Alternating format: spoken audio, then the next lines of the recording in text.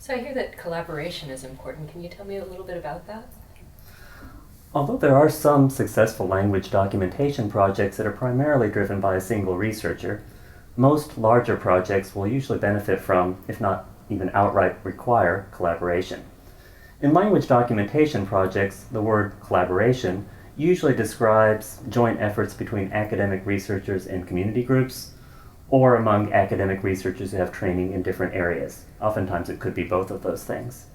So how do you think about collaboration? I'd like to offer some general thoughts on how to think about collaboration when designing a project and what sorts of benefits I think come from it.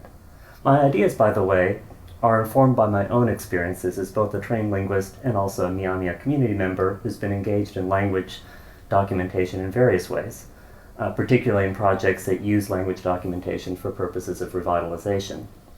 All of the projects I've been part of have ended up being a lot stronger and have had wider benefits than they otherwise would have had because of collaboration among multiple stakeholders. So what do you mean by collaboration? Well, I think about collaboration as a process of merging the expertise of the multiple stakeholders associated with a given language documentation proposal so that the resulting project will be maximally useful.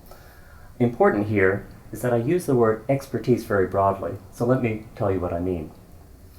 Of course, given the scientific goals of the DEL program, knowledge of the people who know the language, the speakers, is probably the key type of expertise in any project that involves creating new documentation. Expertise in linguistics is essential to describing the language in a thorough way, or for working with historical documentation, as some DEL projects do, particularly for truly understanding how a given language works and capturing its details accurately. Depending on the specifics of a proposed project, various other types of technical expertise will likely be necessary as well. Beyond all of that, however, cultural expertise is really important, particularly for projects that involve using documentation for purposes of current or future language teaching.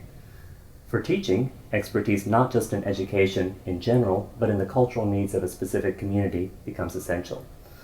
Similarly, if a project is going to result in a grammatical description for community use, knowledge of community dynamics and the needs of the intended users is a crucial area of expertise. Reviewers of DEL proposals will look to see if the necessary expertise is integrated into the project. This often entails collaboration among people with complementary backgrounds and clear evidence in the proposal that their backgrounds have been thought through.